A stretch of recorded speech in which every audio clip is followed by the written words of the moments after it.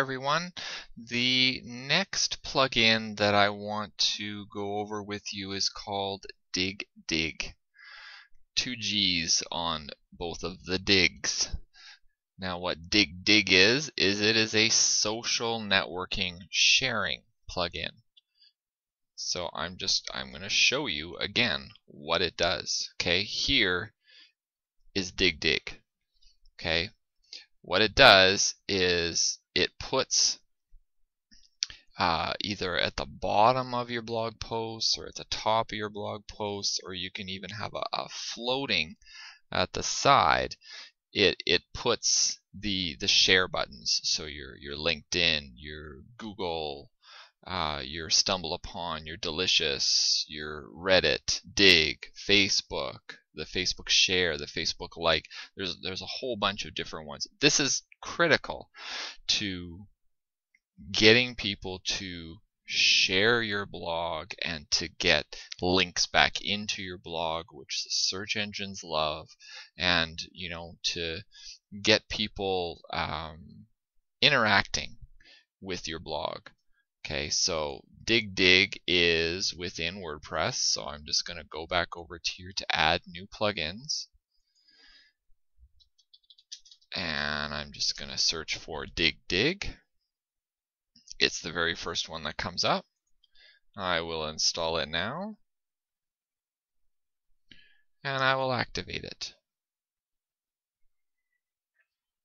Now this one has quite a few settings that go along with it.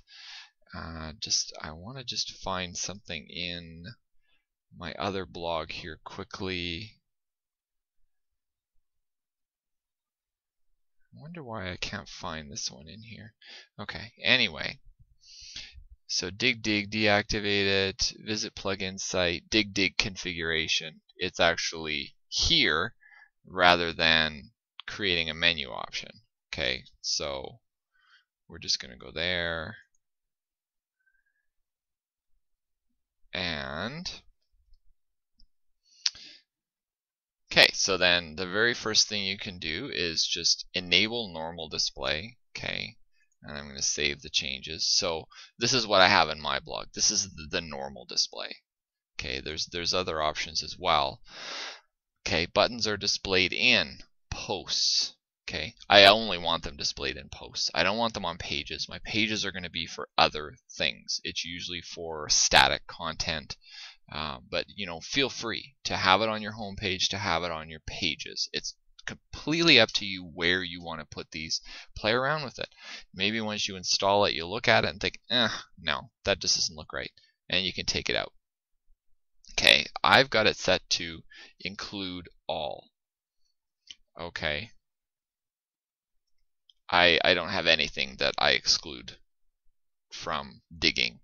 And then the way I did it was I used the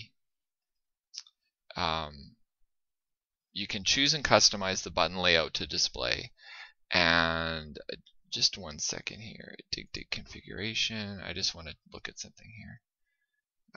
Okay.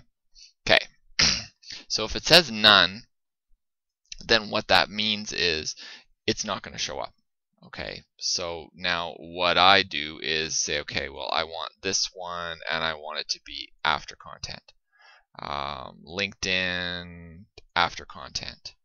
The Facebook, okay, I think I've got Reddit, after content. I have another way for doing Twitter, but you can certainly do Twitter. Okay, the Facebook like, yes, I do this one. And then which other one did I do? I do the Facebook share. I mean, you can do as many of these as you want, but think about how it's going to look at the bottom of your blog. Do you really want to have like all of these at the bottom of your blog? Okay, the other one I do is I do Delicious and I do Digg. Those are kind of the most popular ones. Okay, then your button design. Okay, the one that I use is the compact. Okay, so anywhere that I've done this, I'm going to go and I'm going to say compact. Okay, because the big buttons, quite honestly, are kind of ugly. Okay, for the Facebook I use the standard like. Okay, so coming over here, that's this here. That's the standard like. Okay.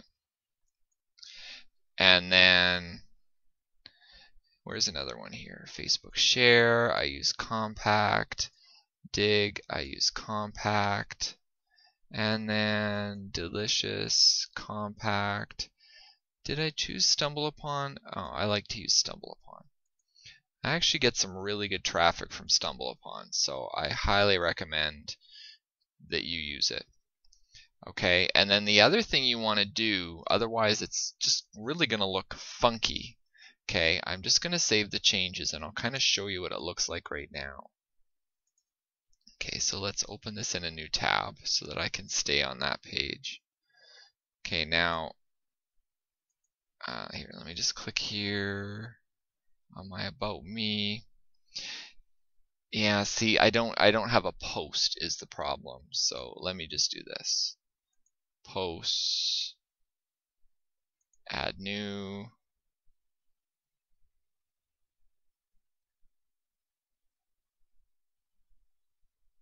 Oh, that's going to take forever. You know what I can do to show you this? Okay, these are compact buttons.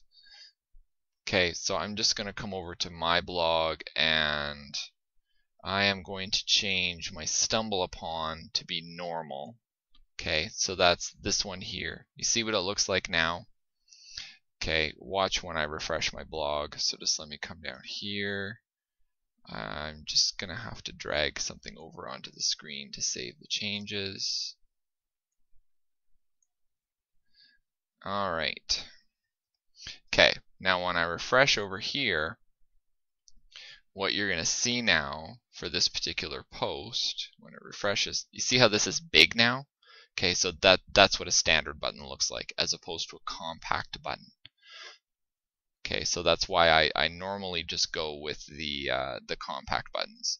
Okay, so that post for whatever reason is taking forever, so I'm just going to come back over to the Digg Digg configuration. Okay, so this is why I use the compact buttons. So now the other thing is the weight. Okay, and what this does is if this is set at 100 and then I have this set at 99, I have something else set at 98, and they won't show up on the same row on your blog. So they won't show up in a nice row like this. They'll actually show up kind of staggered, and it actually looks kind of ugly. Okay, you can play around with that if you want, but what I like to do is just change all of the ones that I'm going to use. I change them to be 100, and then everything just shows up a lot cleaner on your blog post, which really is what you want. Okay. Now, if you had a whole bunch of these, then I can see where the weighting makes sense, because then what you're essentially doing is saying I want certain ones to be on the first row, certain ones to be on the second row, because these won't all fit on one row. It's just not going to happen. The buttons are too big. Okay, and then if you wanted to, you can set this lazy loading, which basically loads your page a lot faster. Your page loads and it doesn't wait for these to load. Okay, so anything that you can do lazy loading for, just set it, and we're going to save those changes.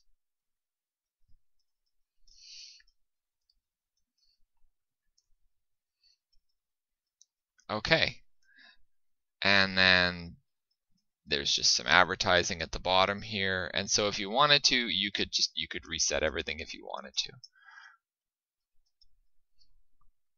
Okay, and so then your other options are to buttons are displayed in horizontal or vertical, so you can display them vertically if you want to. I like horizontally. Okay, and the other thing you can do is if you specify where they show up, because what you can actually do is rather than having them show up here, you can actually have them show up floating just outside the border of your blog. Now I can't show you outside of the border of their blog right now, but it's, once again, you play around with these plugins. You're not going to screw anything up by just changing this. And what you need to do is you need to set it up the way you want it to look on your blog. What looks right? Maybe the floater on the side, maybe that's going to look right. Okay, once again, it's personal preference, however you want to set it up. But these are the basics for setting up Digg Digg. Like I said, this is critical for social networking and sharing and getting your content out there. And so this is a plugin that, although not essential, I think in these days with Web 2.0, I think it's really important. Okay, so make sure you get this one installed. And that's it for Digg Digg, and I'll see you in the next video.